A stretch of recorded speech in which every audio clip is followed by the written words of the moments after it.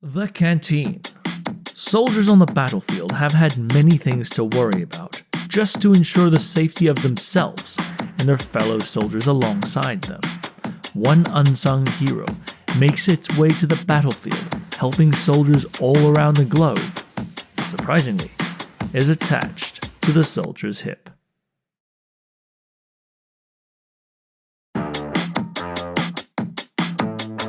We're nerding out pretty hard on this.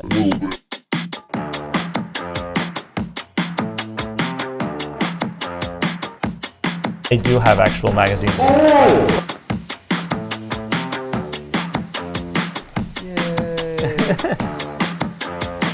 Being in a war zone and just being like, gotta open my beans. Military song.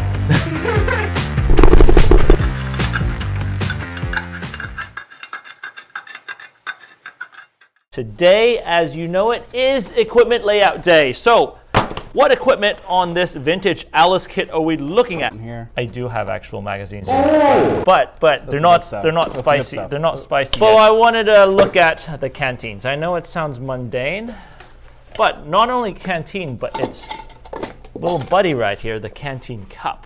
For me, at least, the canteen's kind of like an unspoken hero in the U.S. military as we go through, let's say, like training or all that, but nobody used canteens in the field at that point. But it was always a baseline, though. Like, it was something that you always had on you. I mean, of course, Camelbaks became kind of like the new hot commodity, but any sort of fail with that Camelbak, this is what you always resorted back to. It's it's Old Faithful. Yeah.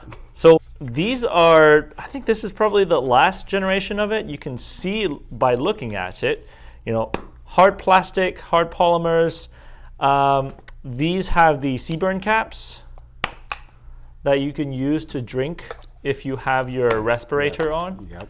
So if you're in a Seaburn, that's a chemical, C, chemical, B, biological, R, radioactive, N, nuclear environment. So you could still drink from it with the straw on your Pro Mask. And if your straw is broken, then, you know. Rest in peace, baby. Yep. And then surprisingly, these things have a name. It's the M1961. Weirdly, was made in 1964. Why you always lying?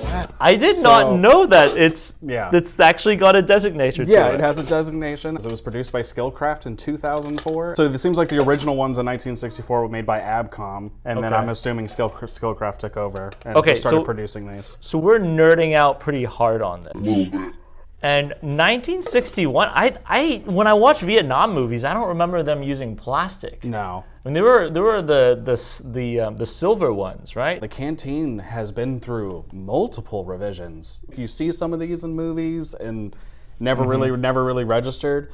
But yeah, they started off as like wood barrel canteens and then moved into like these wood cheese block type canteens. The wood barrel type was 18th, 19th century. The wood cheese box type with the leather, it apparently came with a leather sling, was around the War of 1812 is the one that was used. Oh, pre-Civil War. Yeah, and then the British tin water bottle is just like a longer one. Like doesn't have the shape like these do. It was just like so when did it start taking a shape like this? This all kind of started around, I guess it was like the early 1900s. They ended up wanting kind of like a new set of field equipment. What is basically this? And it's aluminum, and went out for trial in 1909. And from there, I guess we tested it for a little bit. That was called the M1910. I think they just started slowly evolving from that. 1942 is where we started using substitutes for aluminum. So I think you had talked before about the porcelain plated ones. Plastic ones ended up coming in 1942 to 1944. So we had an array definitely in the 40s. I've never actually seen the World War II, the metal, the plastic ones, because I remember watching Saving Private Ryan, like Tom Hanks. Oh. You remember that one scene? Because he's got a shaky hand with his canteen. It seems as if we stayed in this aluminum. That was still kind of like the biggest. We were still pushing all those out, experimenting with other ones. We went from this, and now, like as you said, those like kind of bigger ones that we have. No, the 2 quarts are synonymous with the basic training boot. I mean, you're running around in your PTs and all you have are your PTs and the 2 quart canteen with a carrier strap. Yeah, that's that to me, that's the only time I've ever used a 2 quart canteen, because after that we were running Camelbaks. Yeah. If we wanted hydration. Even on deployment, I had a single canteen and a canteen cup, but I didn't have it for drinking. Man, I used to make so much ramen. This was used for everything but holding this canteen.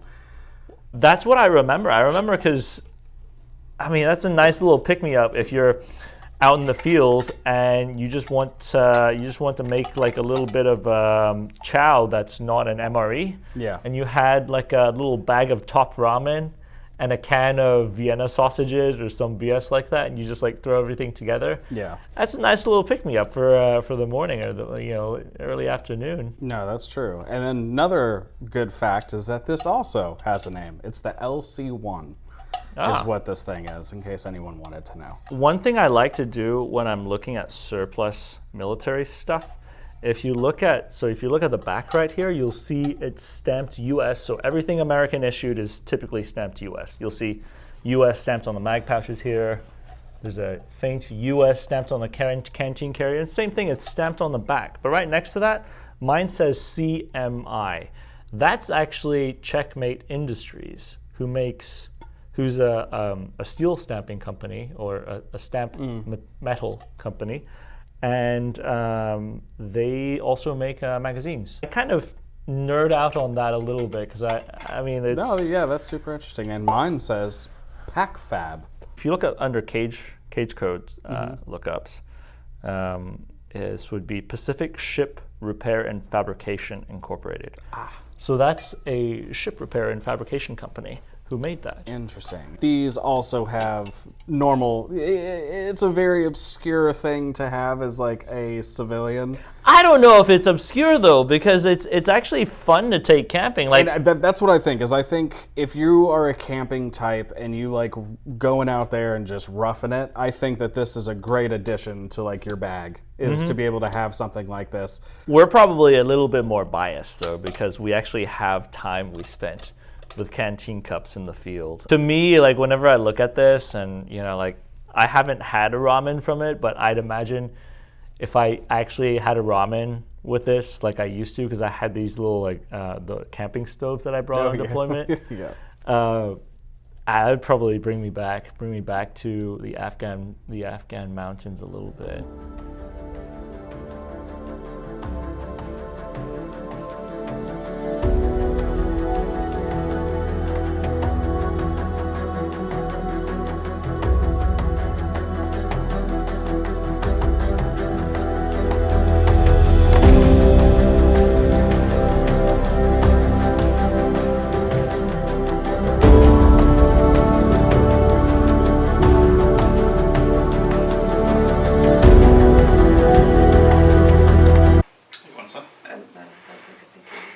Canteen cup noodles.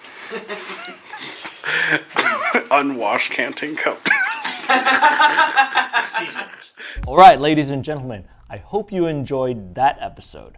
Now, if you're a veteran, if you're a family of veteran, or if you know of a veteran who needs help, whether it's with their claims and benefits or just life in general here in Harris County, feel free to give us a call. We have people who could help you. That's 281-876-6600. And for now, we salute you.